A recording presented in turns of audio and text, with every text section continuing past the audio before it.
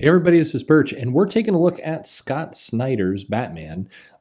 This is an interesting video because, yes, we're talking about Scott Snyder, yes, we're talking about Batman, but there's some other aspects to this because this is going to cover the New 52 run of Batman. And so it gives you a little bit of a sense of what was going on with the New 52 at a time. So we really get actually a bunch of analysis here all in one. So, like mentioned, the bulk of this video is about Scott Snyder and his artistic collaborator Greg Capullo, who both of them handed in this pretty lengthy Batman run. It ran for 51 issues, technically a little bit more than that. There was a 0 issue in there and a few other, Futures and some other things, but a long run. It came out initially launching in September 2011. And it ran until the end of the New 52, which was this title basically ran until May of 2016. But of course, as we're looking at this Batman run here, to give you some context, we're actually going to go back a little bit in time to just before the New 52. In this case, Scott Snyder on Detective Comics when he did the Black Mirror. Now, several people have commented that the Black Mirror is his strongest run, that they think the story that was done there, I mean, the critically acclaimed, it's gotten a lot of praise. So we're going to take a look at that, but this kind of gives us a full sense of the picture of Scott Snyder coming in, doing Black Mirror, doing Batman, kind of all through the lead up and New 52. We're not going into Batman All-Stars. And you might, in this, by the way, Scott Snyder did another book called Gates of Gotham with Kyle Higgins. We're not going to get into that as well. But if you're really, really curious about Gates of Gotham, here you go. It was 5 issues long, and this is the sales it did. It basically averaged out around 26,000 roughly for the 5 issues. It started at 32, but then quickly dropped. And when all was said and done, it was selling 25,000 copies. So Gates of Gotham, we're just going to brush that aside real quick and focus on Detective Comics, give you some context there, and then dive right into the New 52. So let's do that. So first off, if we're looking at Detective Comics, let's check out what the title was doing before Snyder came onto it. Denny O'Neil was on the book. It was selling 46,000 copies. And basically then David Hine took over, and he delivered 4 issues that averaged out at around 38,000 and change for his 4 issues of Batman. But then in comes Scott Snyder. He starts his Black Mirror storyline. It's selling 36,941. Now, this would be issue 871 in November of 2010. Now, Snyder would be on the book for, a few issues here. He would basically be on it for a little less than a year. The sales, while he was on the book, slowly climbed. The book did receive pretty strong critical acclaim. We were also hearing a lot about how DC was going to be relaunching and rebooting, so I think that drove interest up a little bit as well. But basically by issue 876, which was in April, and at that point the news about the New 52 was firmly coming out, we were up at 40,000 copies. And then the last issue of his run, 881 in August, that was at 39,729. So if we're looking at Scott Snyder overall, when he was on Detective Comics, he was averaging out 38,988. So just a little bit higher than David Hine, and then below what Denny O'Neil was doing for his book. So this is pretty much what you've got. If we look at just the trend of what Snyder did, he had a 7% gain over the short run he had on this series, which, a gain is a gain. So we're happy with that. And even though this was, basically this was 11 issues, 7%, we're taking 7%. So now let's hop over to the New 52. And what you will see as we go into this charts is the sheer power of what happened with the rebranding and the relaunch and everything that DC Comics did. It's a little bit weird. In 2021, people look upon the New 52 as a giant bomb. I did just a terrible, miserable kind of mess that didn't listen to the fans, and it was all terrible. However, here's Batman, and as you can see, our first issue, by the way, we're going to be counting the arcs here on the bottom. So our first issue, which introduced the Court of Owls, Greg Capullo, Scott Snyder on this book, sells 188,000 copies of this book. Now, granted, it was a #1 issue, and there was a lot of launches, and as you will see, it did fall pretty quickly. But this is in basically September 2011, 188,000. Now, issue 2 drops to 172, but even then, this is, from what you've seen in other videos, this is not a steep number 2 drop, but it would continue to fall until we get to about issue 4, which is midway through our Court of Owls arc, and now we're at 133. So by this point, the speculators, the collectors, the people who are coming in to buy every number 1 issue, they're gone at this point. We're down to 133,000. The title would fall a little bit more, but not terribly. Issue 7 was basically coming in at 127, so that seemed to be where it was finding its at least its initial floor. We move into Night of Owls, which is kind of the second storyline here, and that title kind of continues. It's fairly flat. You get a little bit of a bump when the new arc hits. Now, this would be an interesting recurring theme. So we're on issue 8 and 9. We're at 130, 134. And then it settles back down again at 135 for issue 12. And so this is our first 12 issues. We go from 188 down to 125. That is obviously a very steep drop, but still, you're selling 6 figures. Can't complain too much about that. We get our little 0 issue in here, and then we run right into Death of the Family. That starts us off at 148,000. How do you save a title? You bring in the Joker. That's what you do. And this Death of the Family more or less stayed pretty consistent. By the time it wrapped up in issue 17, it was selling at 150,000. So that's a slight gain over the course of the 5 issues, but generally it was there. We then have a couple issues kind of filling in. We lost some traction, and what is launched for another kind of big marketing event is 0 Year. Now, 0 Year goes on for a while.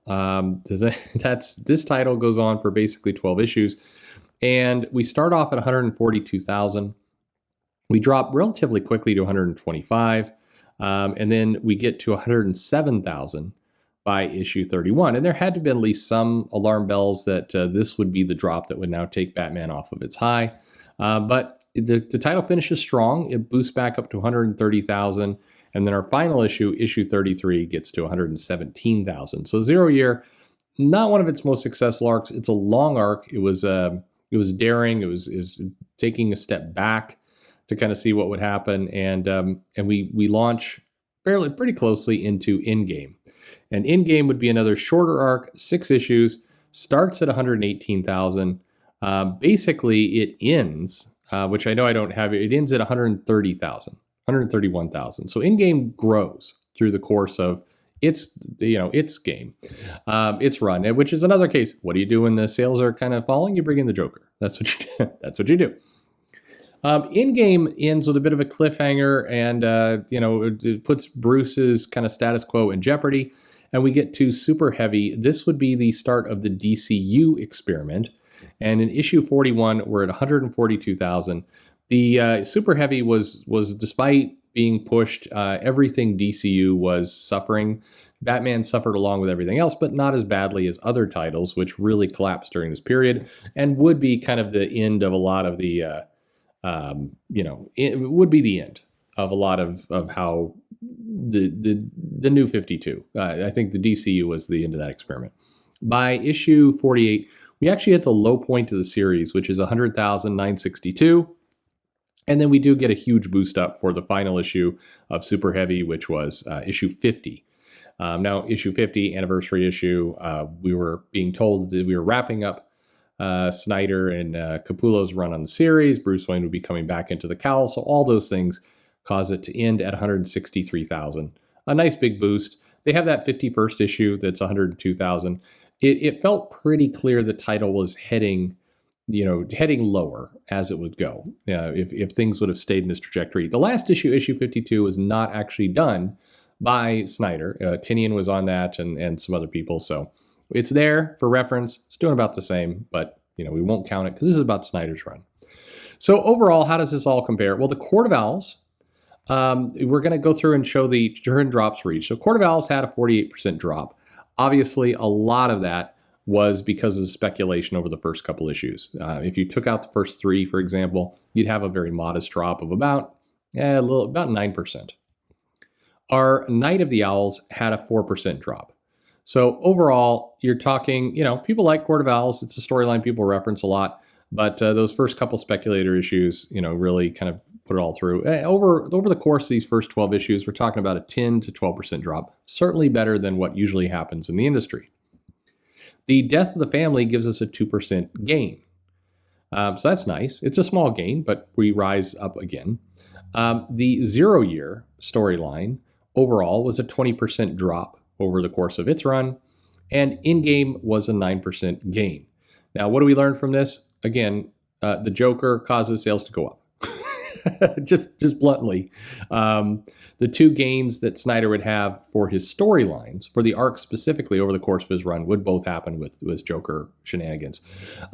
Super Heavy was a 32% drop, saved a little bit by that last issue. If the issue 50 had not come into the picture, it would have been north of 40% drop. Overall, we get a very bumpy line if we start to trend this entire thing out, and we get a very weird number. We get an 82% drop, which sounds very alarming, but again, it's not entirely fair. There's a bunch of issues that are being spiked in here, and that first issue is really, really weighting things down. So if we do a more fair analysis where we knock out the first 3 issues, we normalize our chart, we're at a 31% drop. Fairly normal for comics, kind of right on industry average. So it's interesting to see that Snyder Capullo, even though that's a dream team in comics, had about the same drop as everybody else. But that's basically where we landed. The average issue over Snyder's entire run was 128,000 per average issue, which is obviously amazing. Today, that's your number 1 comic. And Batman was a number 1 comic for much of its run during this period, but there were several others in that period. Seeing a ongoing title average out at 128,000, pretty impressive. It's high, issue 1, 188,420. It's low, issue 48 there at 100,962. What's the takeaway here? He never dropped below 100,000. Over the course of 51 issues, it never dropped below 100,000, and that's pretty damn impressive. So there you have it. Now to give you one last piece of perspective. Here's Black Mirror. Here's Batman. Let's take a look at the two. There's Black Mirror there on the left, and there's the New 52 Batman on the right. And you can see what the New 52 initiative actually did for this book. It almost tripled the sales. What am I saying? It way more than tripled the sales. It was very positive. You're talking about a title that was kind of averaging around, below 40,000. Suddenly the average is now, 120,000. So I guess it was triple. I had it right. I screwed myself up with the math. Anyway, pretty impressive picture if you look at it. Obviously, Capullo is an amazing artist. Got a lot of buzz. This title had everything going for it. But you also, if you ever hear people say, I don't know why DC did that New 52 experiment, I don't know what they were thinking. Well, this is why. This is a key reason why, because it worked. Now, it didn't work for all titles the same way, and obviously there's a much steeper curve. We'll go ahead and look at a couple others in the near future. But anyone who tells you the New 52 was a disaster is insane and lying and not remembering things properly. It definitely worked out for Batman, or in this case, Snyder, because this was Detective Comics, Black Mirror coming to Batman. But, which you'll see in a minute, the Batman numbers were not much better than Detective Comics. It was also down in that range. So, okay, some final thoughts. We went through a lot of data there in a very quick amount of time. I'm getting more efficient at this. Obviously, having a 51-issue run on a title that never drops below 100,000 is extremely impressive. No doubt about it. Can't take that away from him. Very, very, very solid. Comics would kill for that today. The New 52, for all of its problems, invigorated the Batman titles. As I mentioned before, Batman itself, the core Batman title, it was selling around 55,000 on average for the brand-wide reboot. Definitely a little bit better than what Detective was doing, which is hovering under 40. But, you're talking about Batman, their core Batman book, around 55,000. And here we're seeing it go up quite a bit. Now, Batman obviously sold a lot better if you go back in time further. But as we were looking at kind of what was shaking out from about 2005 to 2011 when this happened, it was really selling in this range. So this definitely helped. As I mentioned there, you put Joker in things, sales move higher. It always makes me laugh a little bit. I see comic editors in particular. That's the most painful one. They say, everybody's tired of the Joker. Quit putting the Joker in things. Why do you keep doing things with the Joker? For money. For money, that's why. That's you put Joker in things, it tends to stabilize books that drop. It also moves sales higher. By the way, the James Tynion Joker War and that kind of stuff, guess what? Did the same thing. It certainly helped bring things up when Tom King's run was very soft. Maybe Tom King should use a Joker more. Lots of, I mean, I don't know. Long storyline suffer. This is an interesting point. Both the super heavy storyline, which was was going to be a challenge. Commissioner Gordon with a haircut and a Batman mech suit running around. That one was not going to do as well ever. The 0 year didn't do as well. I mean, I think what you're seeing here, and it's another reason why I personally love long storylines. I love long titles, but when you get data like this is exactly why editors choose to think of the world 6 issues at a time. So for what it's worth. But overall, what can you say? Snyder can lay claim legitimately that he has had the strongest selling ongoing Batman run this century. No doubt about it. There's not you're talking about an ongoing run, 51 issues. That's a pretty solid ongoing run. So got to hand it to him there. There you have it. There is Scott Snyder, New 52 Batman, with a little bit of Detective Comics Black Mirror thrown in there. An interesting picture. I like this. I like being able to kind of look at the New 52 in some context and see this title. And you think about ongoing titles today and what they would do. It's an interesting world. So what are your questions? Did you read these runs? Did you like them? Are you one of the many people who say that Black Mirror was a better overall story? That is a pretty common sentiment. But you also definitely have to hand it to Greg Capullo's art. So let me know what your favorite Batman storylines are, what you think of all this, your feelings on the New 52 in the comments below. Like and subscribe. Suggest to a friend. Why not? I really appreciate that. And thanks for listening.